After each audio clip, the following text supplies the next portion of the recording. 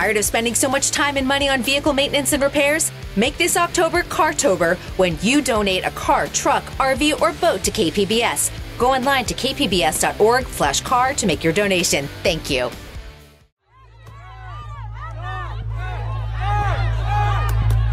Hoy en día parece casi imposible no toparse con alguna noticia sobre el tema migratorio en Estados Unidos. ¡El pueblo unido jamás será vencido! En Chicago, grupos comunitarios y líderes electos continúan levantando su voz contra los operativos de inmigración anunciados por la administración Trump. Cientos de inmigrantes son detenidos en operativos masivos en fábricas de Georgia y Nueva York.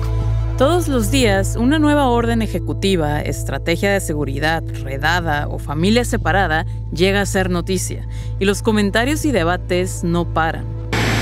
Así que yo creo que definitivamente hay que regresar a esa era de políticas de mano dura con las ciudades santuarias, con reestructurar y reforzar la infraestructura en la frontera y simplemente asegurar más seguridad nacional.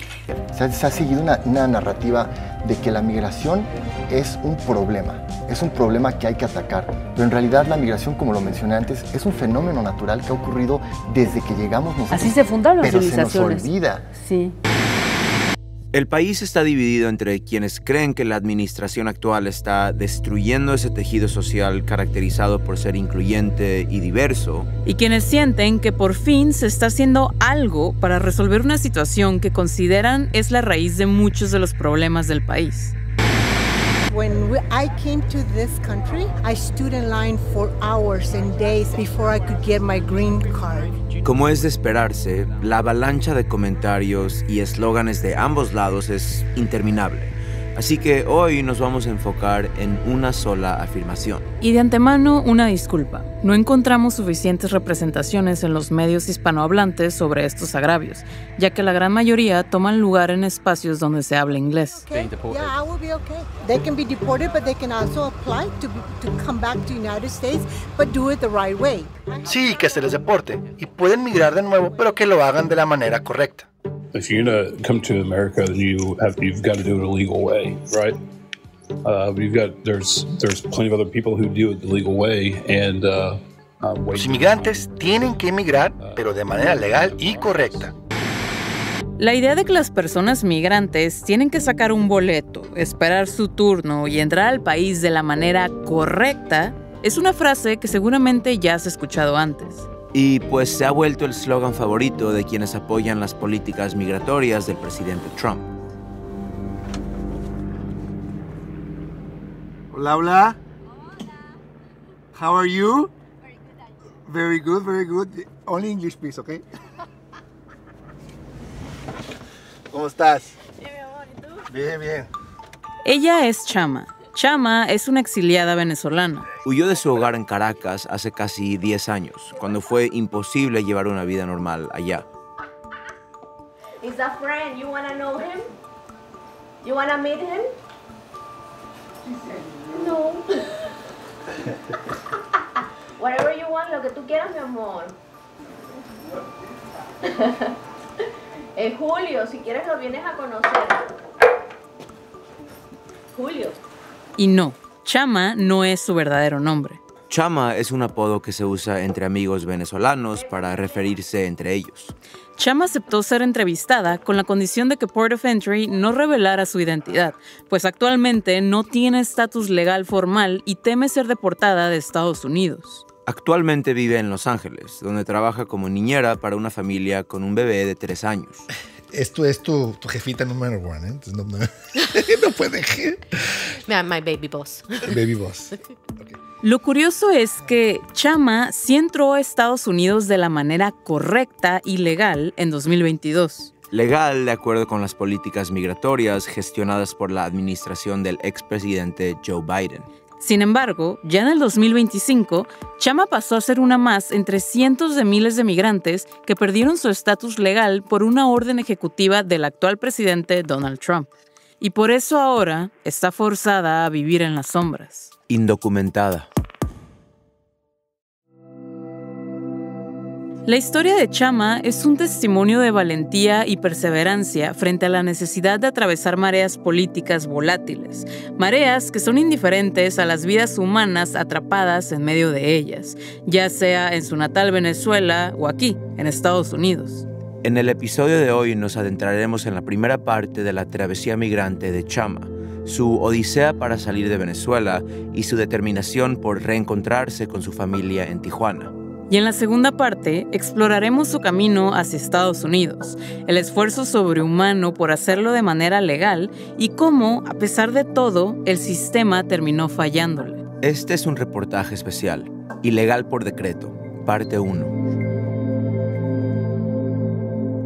De KPBS, esto es Port of Entry, donde contamos historias que cruzan fronteras. Soy Alan Lilienthal. Y yo soy Natalie González.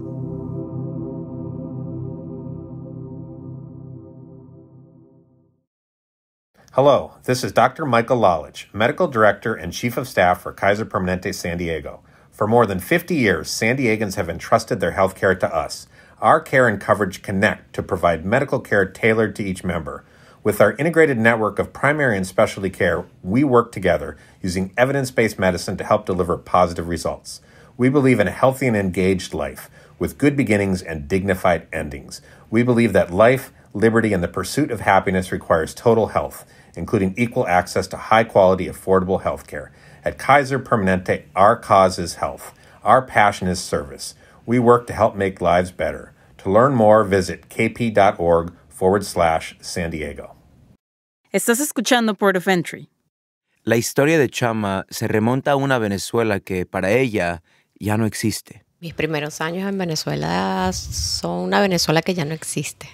Son lugares, personas, costumbres, el nombre del país que ya no existe.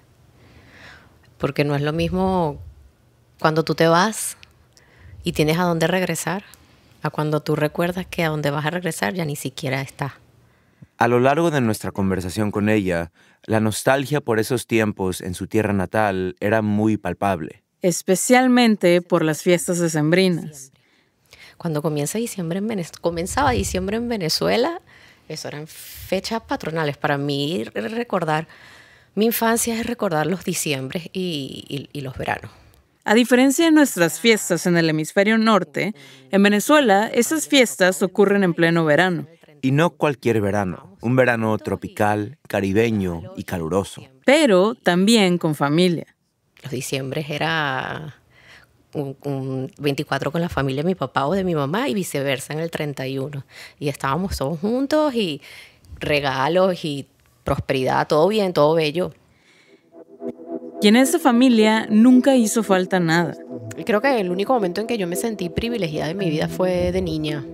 Sus padres eran profesionistas exitosos. Su papá, un ingeniero petrolero que ejerció como corredor de seguros, y su mamá, profesora universitaria que terminó dando clases en educación básica. El fruto de su trabajo les proporcionó una vida cómoda. A mis papás les iba muy bien, gracias a Dios. Fui a colegios privados, podía viajar, nunca nos faltó de nada. Instructores, casa con piscina. Mickey Mouse Club. O sea, sí, puedo decir que mis papás se la comieron, la botaron de jonrón. Tuve una infancia bellísima. Con todo y más. Pero esa no era la realidad de la mayoría de los venezolanos. De hecho, Chama recuerda que el país estaba lejos de ser perfecto. Las diferencias de clase social y racial eran evidentes en la vida cotidiana de Venezuela. Aún así, también había prosperidad y abundancia. La gente podía gastar en regalos de Navidad, por ejemplo. Todo cambió para ella y su familia cuando Hugo Chávez llegó al poder en los 90 y cuando eventualmente asumiría la presidencia en 1999. En Venezuela tiene su hora, y es que llegó la hora del pueblo. El impacto de su llegada al poder aún se siente décadas después. Y la historia de cómo ocurrió es tan dramática como trascendental. Pues tuvo de todo. Golpes fallidos, fraudes, cambios constitucionales, bloqueos geopolíticos, petrodólares, corrupción, embargos e hiperinflación.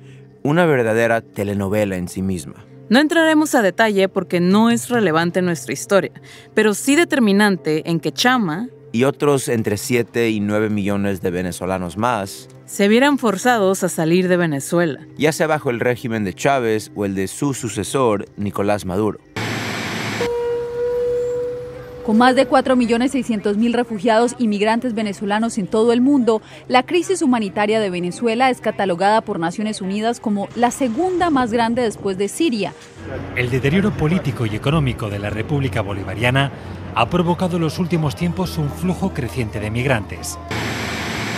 Las políticas y acciones del gobierno venezolano en las últimas 2 décadas desplazaron a millones de personas. Y la familia de Chama no fue la excepción. ¿Dónde están? Suráfrica, Inglaterra, México, Argentina, Perú, Bolivia, España, Londres, Malasia, Indonesia, Bogotá. Regados. Todos. La familia y los amigos de Chama están esparcidos por todo el mundo, expulsados por la represión a la disidencia, la inseguridad y lo que Chama llama la cotidianidad imposible. Es decir, las condiciones de vida diaria eran imposibles. Una de ellas era el racionamiento de agua. Tocorón se está quedando sin agua. Y nosotros teníamos una campaña de que Caracas estaba seca desde los años 90 y siempre había como racionamientos por temporadas de calor de agua. Que hay mucho calor, que no está bajando el agua, que bajó el pozo, no sé qué. Una que otra vez. Eso empezó a cambiar, a ser más frecuente y más frecuente y más frecuente. Y a partir como del 2006-2007 pasó a ser un día a la semana siempre sin agua. Después en el 2010 eran 4 días sin agua, 3 días con agua. Después en el 2012 eran 5 días sin agua. Y después se convirtió en media hora al día. En el 2016, cuando yo me estaba yendo, era media hora al día. Y una vez al mes, agua. Yo no me podía lavar, bañar. Imagínate cuando tuvieras diarrea, que te da bastante porque el agua no es de la mejor calidad, y que tengas la regla. Era un infierno para Chama, pero ese era solo el principio. Entonces, eso de que no te puedas bañar, que buscar una lonja de pan se convertía en una cola de 4, 5, 6 horas. Una lonja de pan. Que tienes número para agarrar, tenías número para agarrar el café. O sea, tenías días a la semana que podías comprar pollo, arroz, carne. O sea, supuestamente eso... Incluso conseguir alimentos para su bebé era toda una odisea. Pero imagínate vivir en esa circunstancia que tú dices... O sea, no puede ser que cada tarea que voy a hacer, darle de comer al niño, ir a trabajar, se convierte en una misión imposible, apoteósica. No puedo vivir así. O sea, ni siquiera fue izquierda, derecha, no, y fue todo eso y súmale la inseguridad. La indignación que sentía le impulsó a levantarse de su asiento. A mí me apuntaron más de 7 veces. Formó un gesto de pistola con su mano y mientras le apuntaba a nuestro productor Julio, dijo: Yo le pregunto aquí a la gente si le han apuntado alguna vez en la vida y nunca, no conozco la primera persona desde que yo salí de Venezuela que no sea venezolano, a la que yo le haya preguntado así como tú y yo somos amigos. ¿A ti te han apuntado en la vida de verdad? ¿Te han apuntado para matarte? Nadie me ha dicho a mí que sí. La última vez que le sucedió fue tan extrema que provocó una respuesta cínica de su parte, mientras era asaltada por 2 grupos diferentes al mismo tiempo. La última que fue robo, que quedé así como que me empecé a reír del tipo en su cara y dije, no, vale, robo a los que vienen atrás persiguiéndome. Literal, venían unos carajitos persiguiéndome atrás que me querían robar. Y yo estaba con otro amigo mío gay corriendo de ellos y llegamos a otros y nos sale con la pistola y yo así que, no... Pónganse de acuerdo. La pobreza, el hambre, la inseguridad, todo eso llevó al país a la decadencia social. Lo que se veía en las calles de Caracas, dice Chama, era indescriptible. Pero sí siento que a partir del 2010 hubo como... Se sentía en la calle a partir del 2010 una locura más que tú decías, coño, no puede ser. Por ejemplo, ya al final, cuando me estaba viniendo, era ya sabido que estaban a niños de la calle usando granadas para asaltar a la gente. Niñas de 6, 7 años prostituyéndose por comida. 6, 7 años. Niños que nunca en su vida se habían puesto unos zapatos. Y aunque pueda parecer difícil de imaginar, hay muchos reportes de noticias de la época que describen en detalle hasta qué extremos llegaba la gente solo para sobrevivir. Imagina una escasez extrema de bienes básicos, miedo por la falta de seguridad pública, descomposición social. Y cuando Chama intentaba abogar por un cambio, pues las cosas se ponían difíciles y hasta peligrosas. Acto seguido, me intervinieron los teléfonos, persiguieron a mi mamá en el carro con mi hijo 2 veces. Me intervinieron mi cuenta bancaria. Mis redes sociales, me las deslogueaban y logueaban a cada rato. Yo tenía 2 líneas de teléfonos en mi casa y una de las líneas, clarito, cuando atendía se escuchaba el eco atrás, que es cuando te las pinchan. Recuerda haber ayudado a amigos activistas a diseñar Volantes, un sitio web y blogs que difundían mensajes disidentes en contra del gobierno vigente. El ámbito universitario. Yo, aunque ya no estaba estudiando en la universidad, tenía amigos todavía estudiando en la universidad. Y ellos estaban bien activos y necesitaban a alguien que les hiciera la parte gráfica. Y esa es mi primera carrera, diseño gráfico. Entonces yo les hice todo el apoyo a nivel visual. Los logos, los flyers, el website, toda la parte de diseño gráfico. A partir de eso, algunas cosas se pusieron raras. Comenzó a experimentar distintos tipos de acoso por fuentes anónimas. Nadie. O sea, soy nadie, era un diseñador gráfico cualquiera. Y es un psicoterror.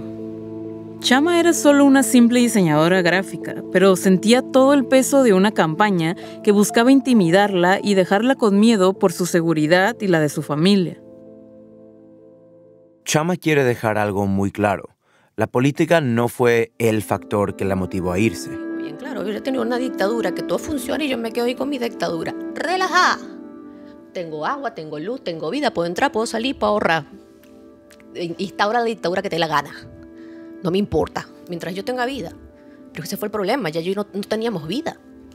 Si se hubiera sentido segura y hubiera tenido condiciones de vida dignas, se habría quedado, sin importar Chávez o Maduro, o cual fuera la situación política. Yo no podía estar ahí. Yo no podía tener a mi hijo ahí. Lo que ella quería era un lugar donde vivir y prosperar de manera segura con su hijo de entonces 10 años. Para Chama, Venezuela en la década del 2010 simplemente no era ese lugar. O sea, yo no puedo con esto y yo no le puedo ofrecer a mi hijo esto. Y eso fue lo que me hizo salir de Venezuela. Y ese fue el punto de quiebre, el momento en que supo que no podía garantizar un futuro para su hijo. Chama se despidió de su vida en Venezuela un día caluroso y húmedo de noviembre del 2016. Y no ha vuelto desde ese día. Por suerte, Chama tenía una vía a una mejor vida gracias a su ahora esposo distanciado. Y aunque su vida se volvería más segura, de ninguna manera sería más fácil. De hecho, el viaje de Chama para encontrar un hogar estaba a punto de volverse muy, muy complicado. Mi ex esposo es ciudadano, él nació en Venezuela, pero sus padres no son de Venezuela. En ese tiempo, Chama estaba casada con un hombre con doble ciudadanía, un venezolano que también poseía la nacionalidad de otro país que era mejor visto por el Departamento de Estado de los Estados Unidos. Omitiremos mencionar su nacionalidad para no revelar demasiados detalles. El plan era reunirse con Chama y su hijo en Los Ángeles, y debido a la proximidad a Los Ángeles, su esposo sugirió Tijuana en vez de Ciudad de México. Y cuando él se vino y yo quería venirme a México, él vino a vivir a Los Ángeles y supo desde Los Ángeles que podía llegar muy fácil a Tijuana en carro. Él me dijo, bueno, es más fácil en vez de agarrar un avión hasta Ciudad de México, que yo agarré el carro desde Los Ángeles a Tijuana y nos podemos ver todos los fines de semana y no una vez al mes. Entonces ese era el plan. Chama esperaría en Tijuana mientras su esposo gestionaba la reunificación familiar en Estados Unidos con una petición llamada I-130. Y Tijuana, al no ser la capital del país, sería más barata que la Ciudad de México. ¿Verdad? Grosso error. Tijuana es en dólares. Chama y su esposo descubrirían por las malas que vivir en Tijuana salía más caro que vivir en la Ciudad de México. Aún así, seguía siendo la mejor opción para ellos. Llegar a Tijuana fue un choque cultural para Chama, uno que la sacudió profundamente y que todavía le provoca lágrimas hoy en día. Yo tuve un shock cuando salí de Venezuela muy fuerte, sobre todo el tema de... Yo no entendía cómo había tanto y nosotros no teníamos nada.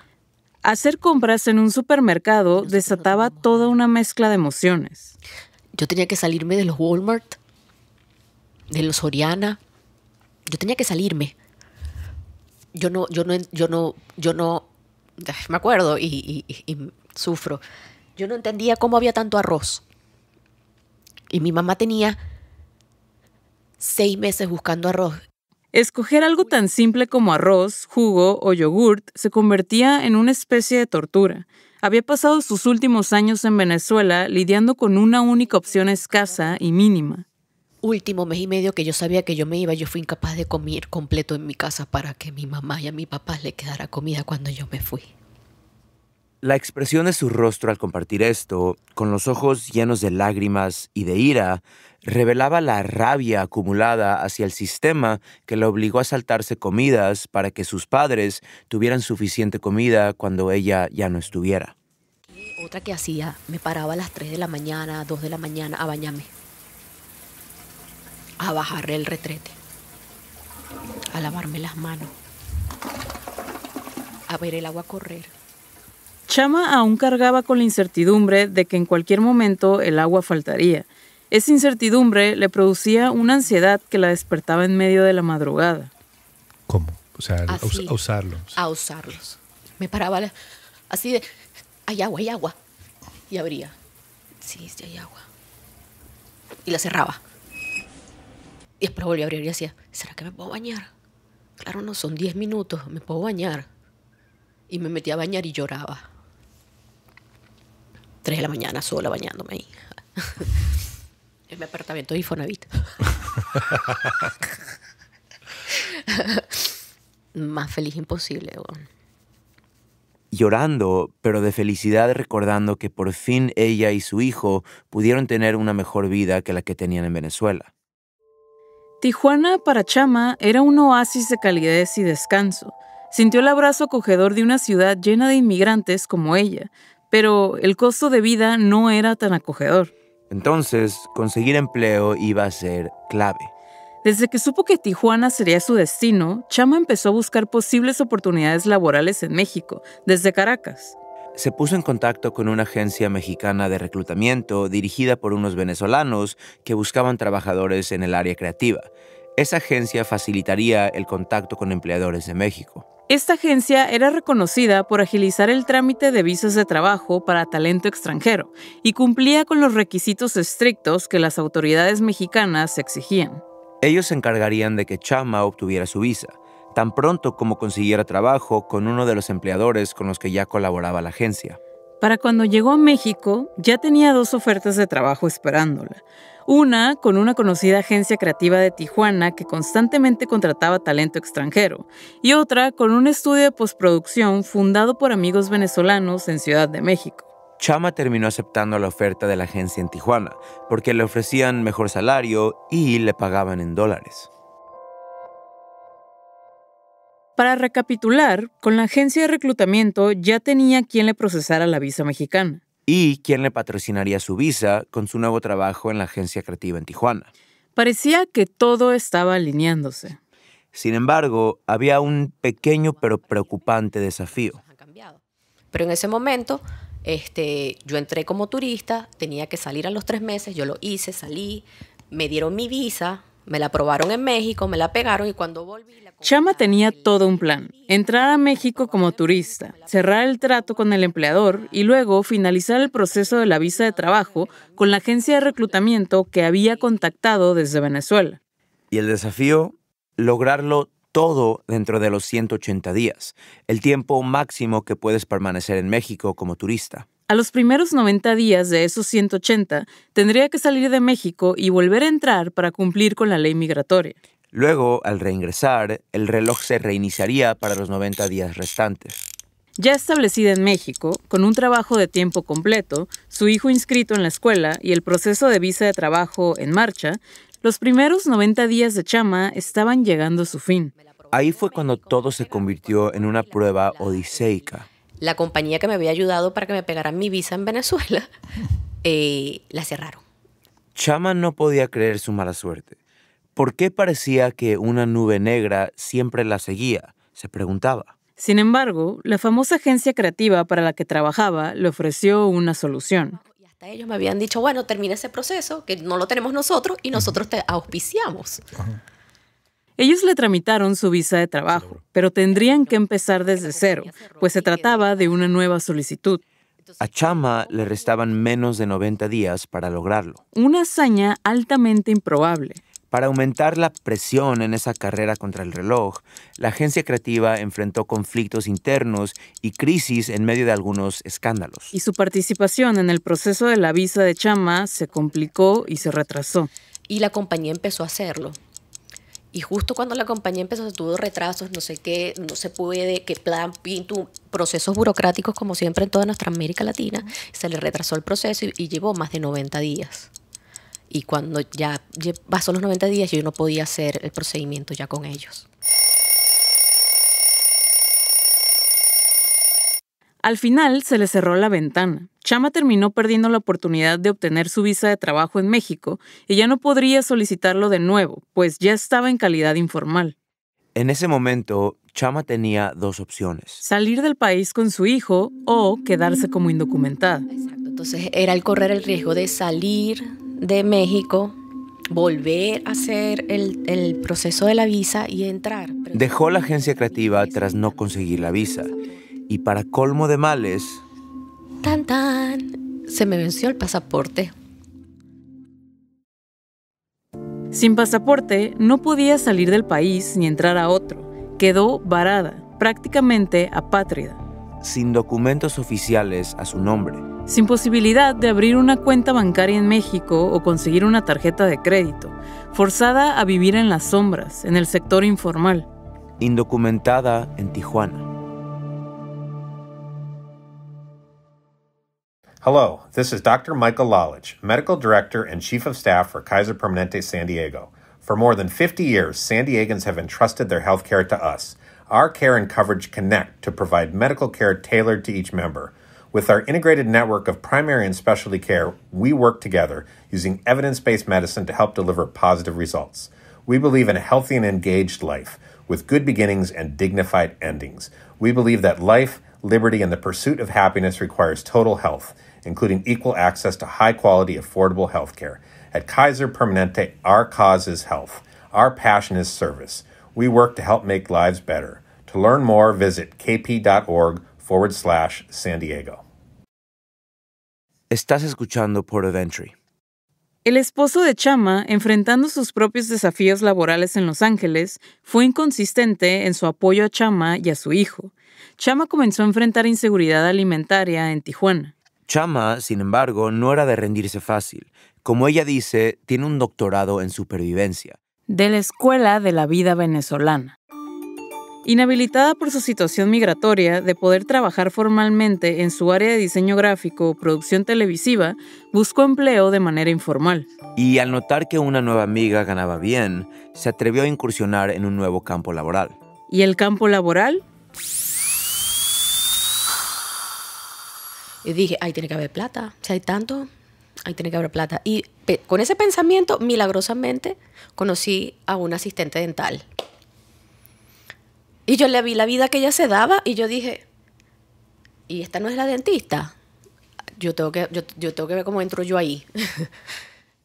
Chama no tenía capacitación como asistente dental, pero sabía coordinar y administrar, así que se vendió como administradora de clínica.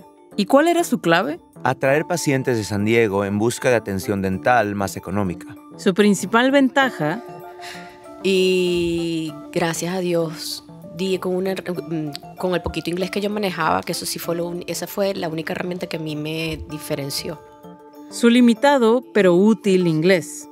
Porque las personas que hablan bien inglés en Tijuana ya son porque nacieron del otro lado y pueden aspirar a algo más. La gente que llega de otras partes, otras latitudes, sin inglés a Tijuana. Con el inglés a Tijuana tiene esas posibilidades de poder cubrir nichos que se necesitan porque hay clientes de este lado que no hay quien te los atienda ya. Se reunió con un posible empleador y fue contratada de inmediato, pues la clínica ya tenía una cartera de clientes estadounidenses que quería retener y expandir. Entonces, gracias a Dios y a ese eslabón de la cadena, y me metí.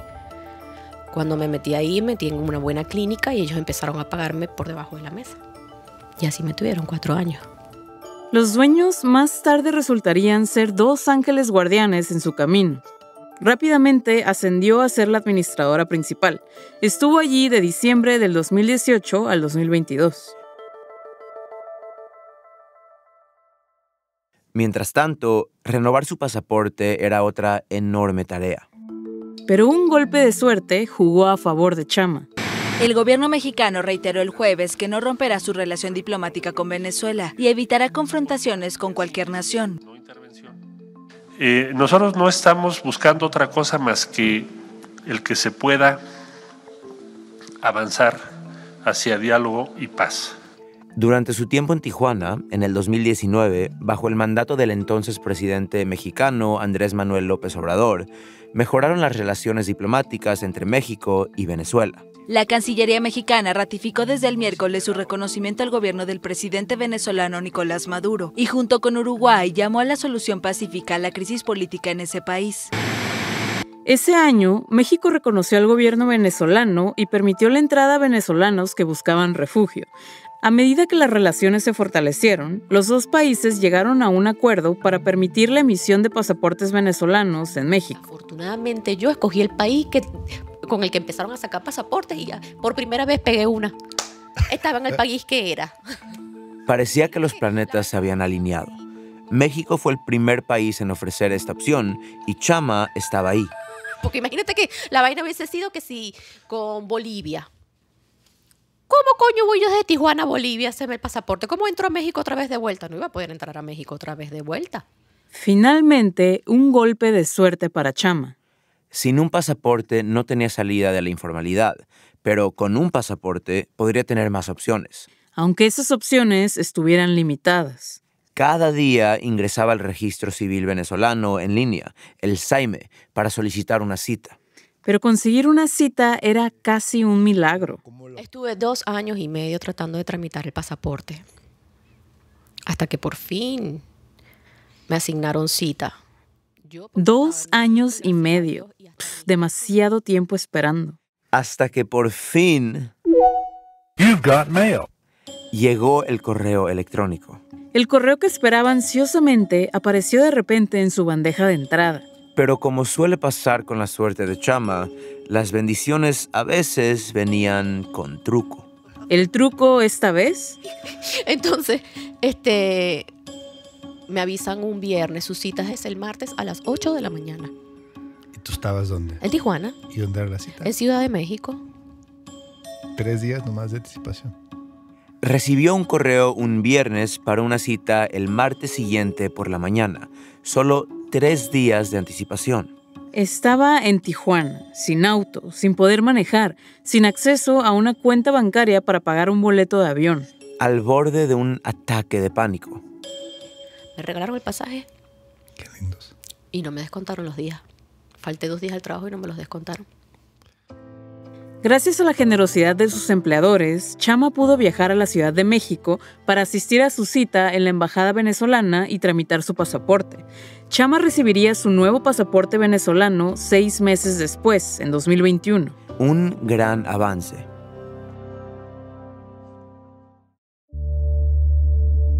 Pero mientras parecía que las cosas iban bien en Tijuana, la relación de Chama con su esposo distanciado, quien seguía en Los Ángeles, se había deteriorado.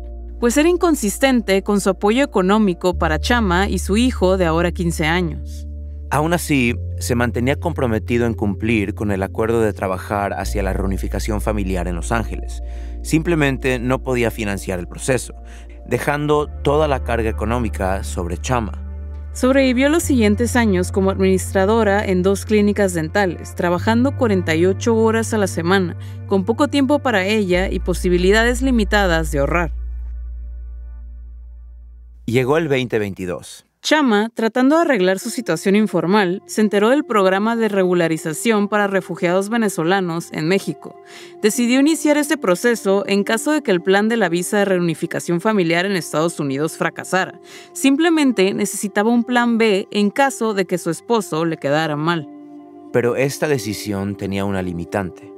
Obtener asilo en otro país anularía sus posibilidades de entrar como refugiada en Estados Unidos.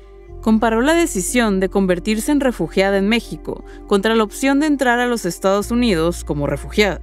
Así que no apresuró el proceso en México y dejó que avanzara. Pero lentamente. Yo empecé, hice el RUN, todo, ya estaba en el proceso de que iba a pasar a ser refugiada oficial para tener mis papeles eventualmente, porque a través de ese proceso en México en 2 años puede ser ciudadano mexicano.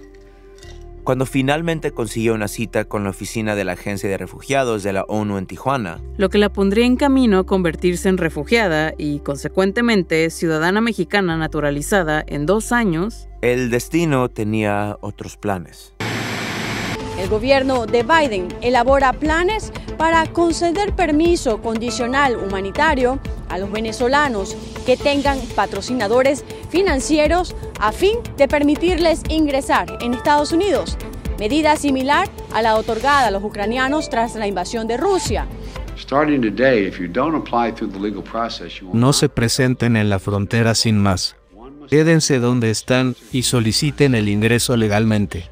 A partir de hoy, quienes no sigan el proceso legal no serán elegibles para este nuevo permiso humanitario. Pero anunciaron el parol.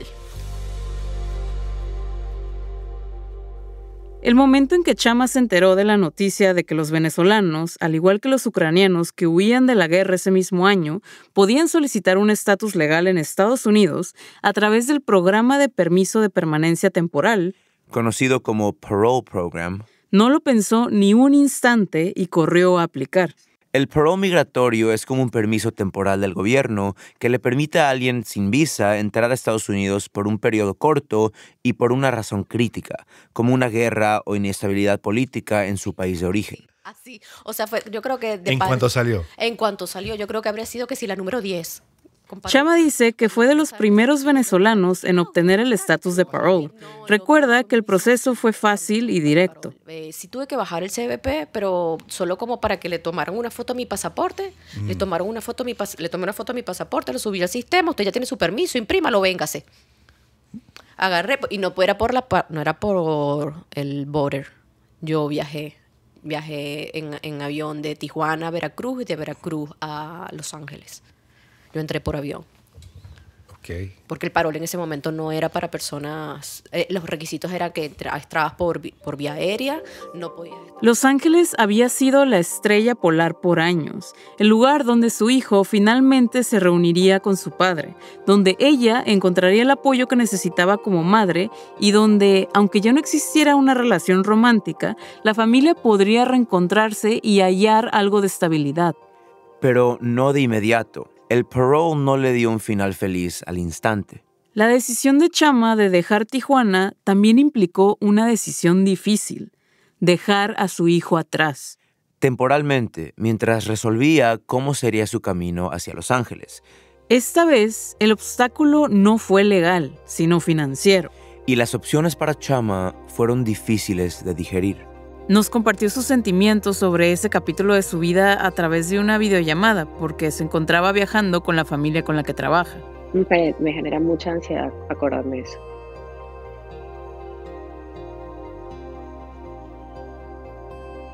Porque no es fácil. Hasta el día de hoy, recordar esa difícil decisión le genera angustia.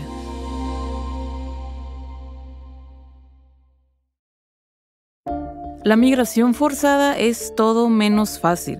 Dejar atrás toda una vida para comenzar de nuevo conlleva numerosos desafíos, especialmente durante estos tiempos. Chama aún está trabajando para superar los suyos, pero ahora desde los Estados Unidos, donde han surgido otros obstáculos.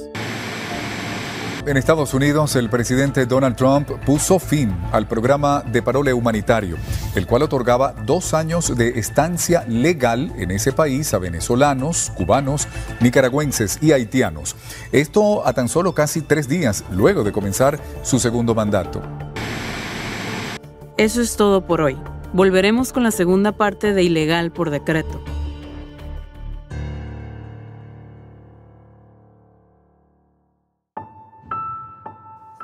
Este episodio de Port of Entry fue escrito y producido por Julio César Ortiz Franco. Adrián Villalobos es el productor técnico y diseñador de sonido. Este episodio fue editado por Elma González Lima Brandao y Julio César Ortiz Franco. Lisa J. Morissette es la directora de programación de audio y operaciones. This program is made possible in part by the Corporation for Public Broadcasting, a private corporation funded by the American people. Soy Alan Lilienthal. Y yo soy Natalie González. Nos vemos pronto.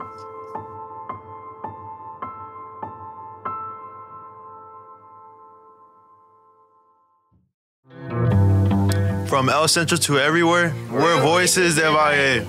Voices del Valle? Voices del Valle is a team-produced podcast about coming of age in California's Imperial Valley. I love Voices del Valle. On the next episode of Voices del Valle, we will talk with teens about their cheer and soccer championship seasons. I've got to listen to that. Voices del Valle, fresh voices, bold stories made in the valley. Voices del Valle. Find us on KPBS or wherever you get your podcasts.